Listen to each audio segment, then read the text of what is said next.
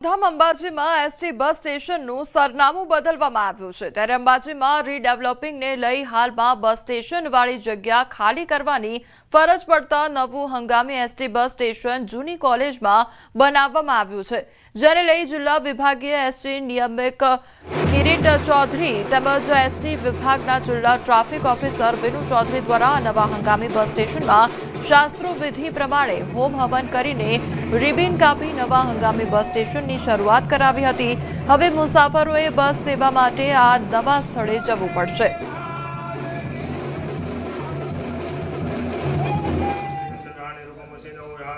અત્યારે bus station જે જગ્યાએ હતું ત્યાં હંગામી બસ સ્ટેશન ચાલતું જ હતું,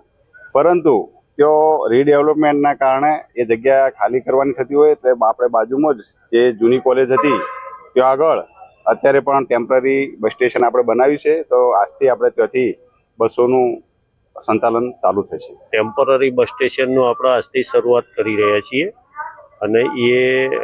પૂજન વિધિથી આપણે શરૂઆત કરી રહ્યા છીએ અને એમાં હવેથી આ બસ સ્ટેશનનો મહત્તમ લાભ લે છે પ્રજાજનો।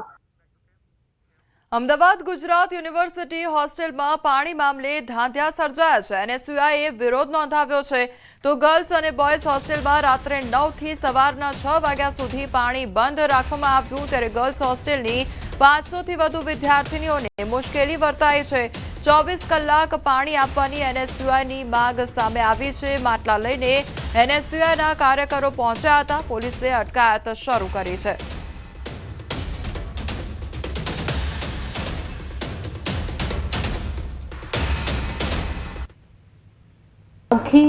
આખો કેમ્પસમાં જ આખી રાત પાણી બંધ હોય છે, કારણ કે મ્યુનિસિપાલિટીની જે પાણીની વ્યવસ્થા છે